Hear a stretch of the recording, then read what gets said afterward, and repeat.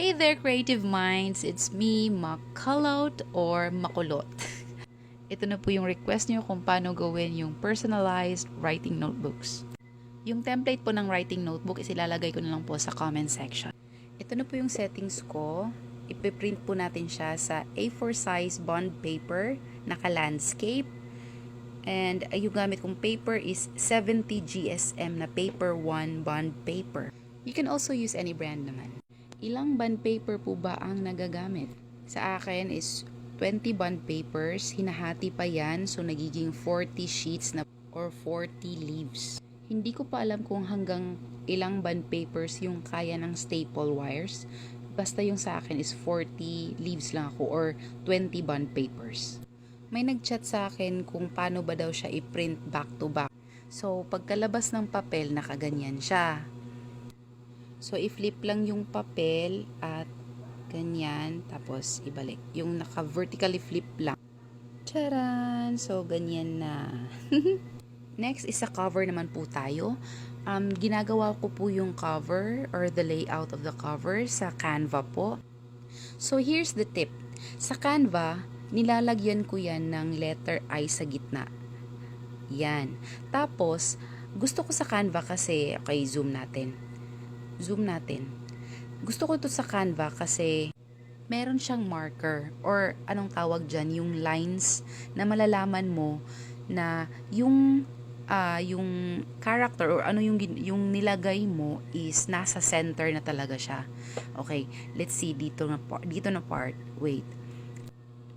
Eto. Yan, makikita mo dyan na may red line, ibig sabihin na measure mo siya or may indication siya na nasa center na yung character mo. And later, malalaman nyo kung bakit ko nilagyan ng letter I dyan.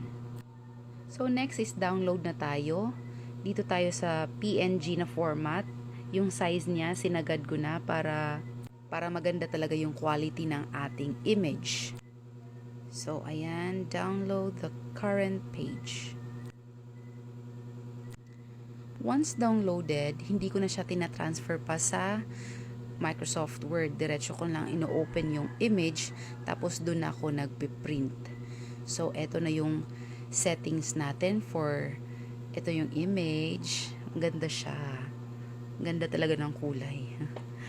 So, eto na po yung settings ko. Ang ginamit kong papel for the cover is yung pang calling card, yung matte na 220 GSM. So, dahil matte yung gamit nating papel, so, matte din yung page, paper type. And then, yung quality niya, syempre, dapat naka-high para maganda talaga yung labas ng quality, yung maganda talaga yung quality ng print mo. Next is yung paglagay ng photo top. So, make sure malinis, walang alikabok, walang langgam, baka maipit yung langgam sa loob. So, ito yung manual type na paglagay ng photo top. Yan.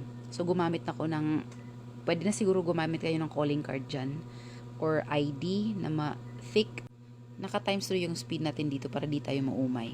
Pwede naman tayong gumamit ng laminating machine, pero for this video, ipapakita ko kung paano gamitin yung or paano gawin yung manual lang. So, slowly lang. Tapos, make sure to remove the bubbles. Kailangan walang bubbles sa loob. Scrape lang ng scrape na diinan para wala talagang bubbles. Makikita nyo naman na kung meron pa bang bubbles or wala na. Okay, another tip. Ito yung part na importante din. Yung part na yan is yung sumusobra yung photo top and may part din, may sometime din, yung print natin, anong tawag dyan? Hindi pantay. So, i-cut natin siya na pantay siya from the image. From the image talaga. Kailangan pantay yung borderline.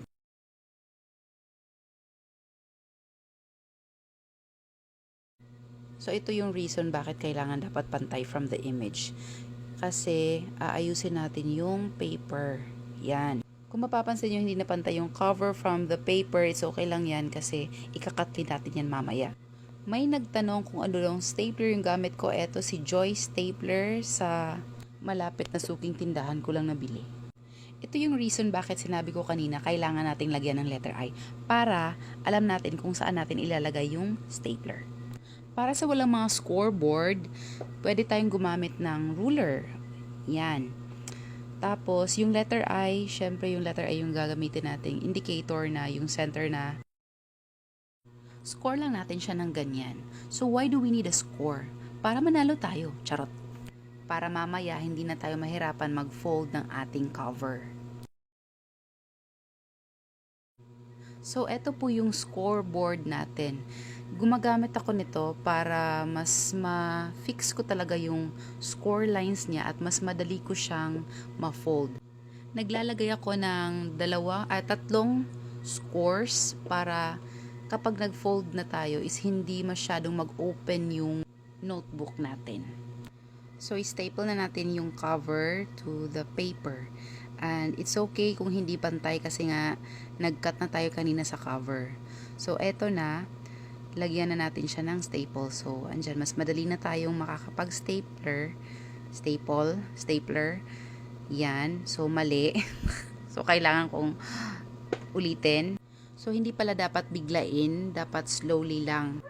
Para hindi kayo matulad sa akin, merong Deli Long Arm Stapler at saka merong sa KW Trio 360 Stapler, yung nagro-rotate yung stapler.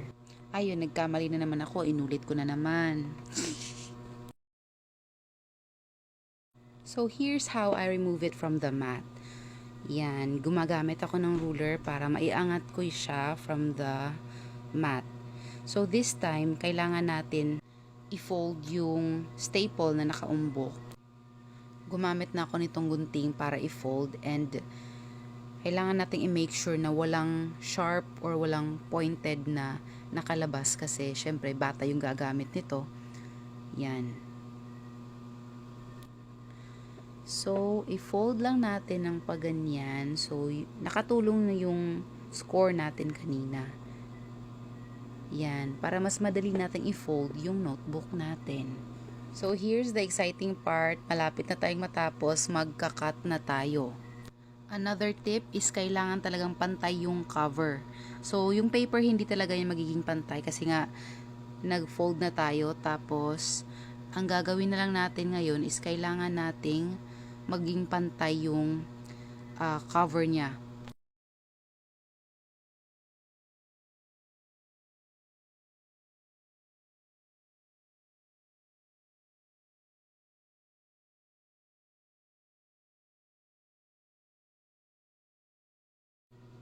Another tip, the tip of your blade must be sharp. Heto pa, pang ilang tip na ba to? Yung thumb mo is half of your thumb nandun sa ruler, half naman is andun sa paper. The same with other finger para hindi mag-move yung ruler natin. Kasi yung gagamitin natin ruler is ganyan, hindi pwede yung plastic. So, eto na nga. While yung isang kamay mo is nakadiin talaga siya sa paper and ruler para hindi mag-move, yung isang kamay naman is hindi dapat gigil. Slowly lang. Yung paghiwa mo is parang isa-isang papel lang yung gusto mong hiwain. So, ganyan lang yung tip para hindi masira yung papel. Yung parang rim cutter pa rin yung ginagamit sa pag-cut. Hopefully, next time, makakabili na rin ako ng rim cutter kasi mahirap talaga to, nakakangalay sa kamay. Pero since wala pa tayong rim cutter, ito muna yung style na ginagamit ko, manual na muna tayo. Kaya naman, okay lang naman.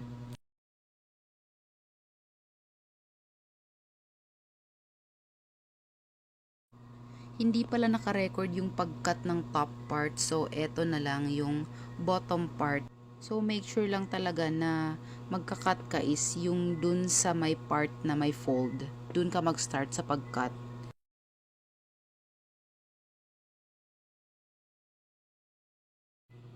So that's all. Sana may natutunan kayo. Sana na-explain ko ng mabuti. Sana nabigay ko lahat yung tips na ginagawa ko. And yung mga nagtanong, ano pong printer gamit nyo? Gamit ko po is Epson L3118. pigment ink po yung gamit ko. Tapos yung cover is calling card na 220 GSM matte. Tapos yung photo top is glittered na Quaff brand. Meron din pong glossy and matte. Tapos yung bond paper is paper 1 70 GSM A4 size. Yung mga na-mention kong mga materials, link ko na lang sa baba kung saan ko nabili. And yun lang. Thank you for watching.